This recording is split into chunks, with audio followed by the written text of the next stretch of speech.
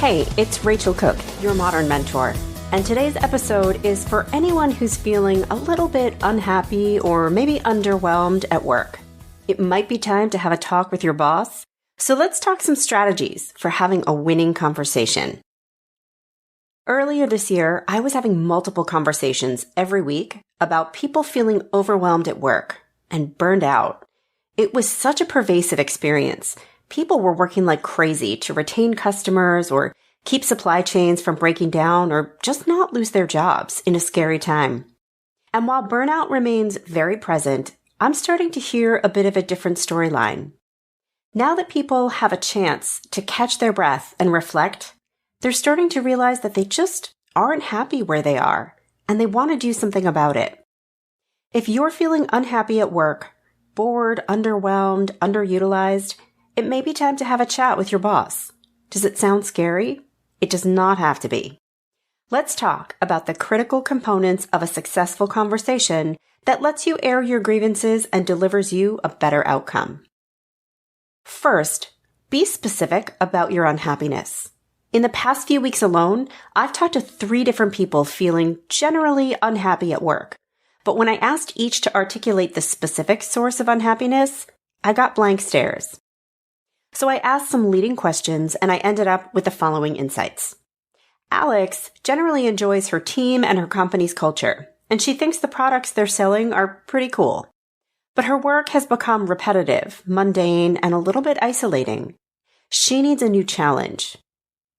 James is feeling challenged and excited by the work he's doing, but he's feeling underappreciated and not really valued for his contributions and his thought leadership.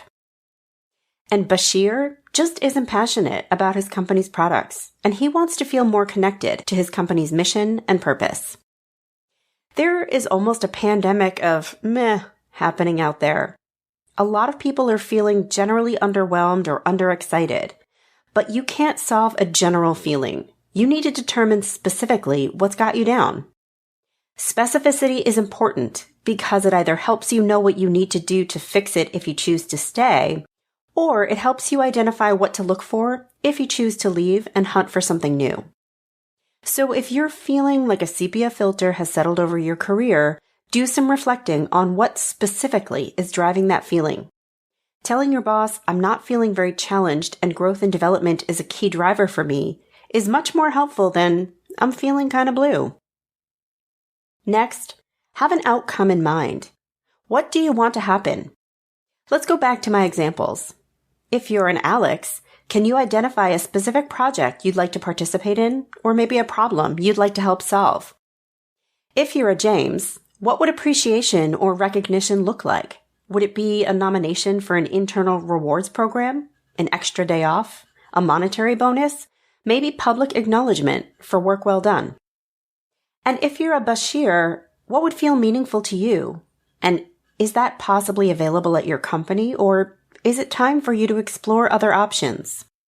There aren't right or wrong answers, but you need to know what you want before you can effectively ask for it. Sometimes talking to friends or colleagues can be helpful in getting the clarity you need here. I was able to play that role with Alex, James, and Bashir. Who in your life is positioned to help you find that insight? Next, propose a plan. Think of your unhappiness as the you are here spot on a map and your ideal outcome as the destination. Now it's time to build the plan, the turn-by-turn directions to get you from here to there. As a general rule, leaders respond better to plans than to complaints. A plan shows your proactivity, your creativity, and your ambition to make change. Here are some key elements in the ideal plan. Know what you want to work on specifically. Have a way to propose getting it done while still meeting your work requirements. Know what you'll need in terms of resourcing, support, and permission. And then be clear about how this will benefit you and ideally the company in some way.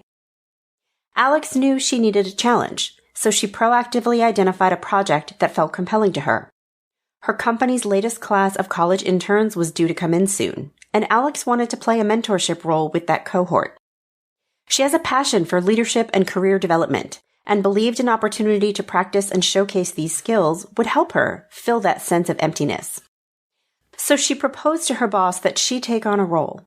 She had mapped out a high-level approach around when and how often she would meet with the interns, what topics she would talk about, how her mentorship would contribute to their success, and critically, how this would contribute to her own satisfaction in her role. It was a pretty well thought out plan. Next, listen openly. Now you get to pause, breathe, and receive. This is, remember, a conversation, not a monologue. Your boss needs an opportunity to react and respond. So ask for their feedback. How realistic is your proposal? Does it align with your boss's priorities? Are there different avenues they might prefer to explore with you?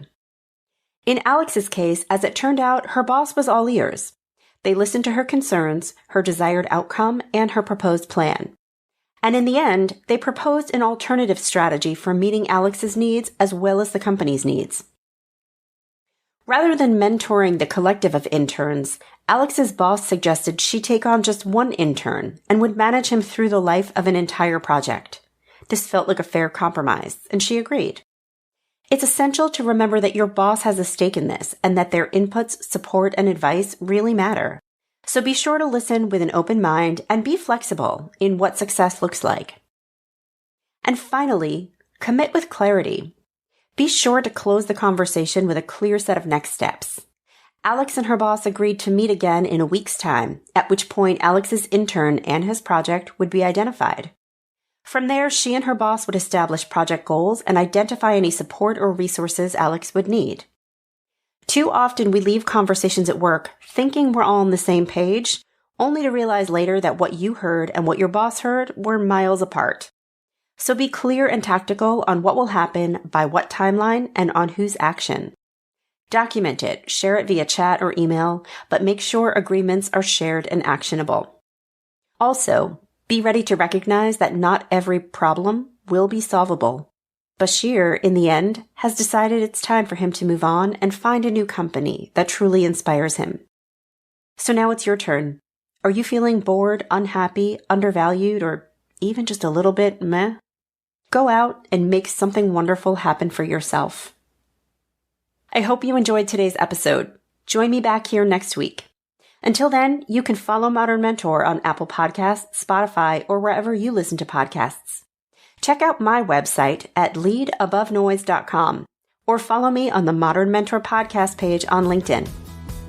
If you have a question I can answer, shoot me an email at modernmentor@quickanddirtytips.com. Thanks again so much for listening, and have a successful week.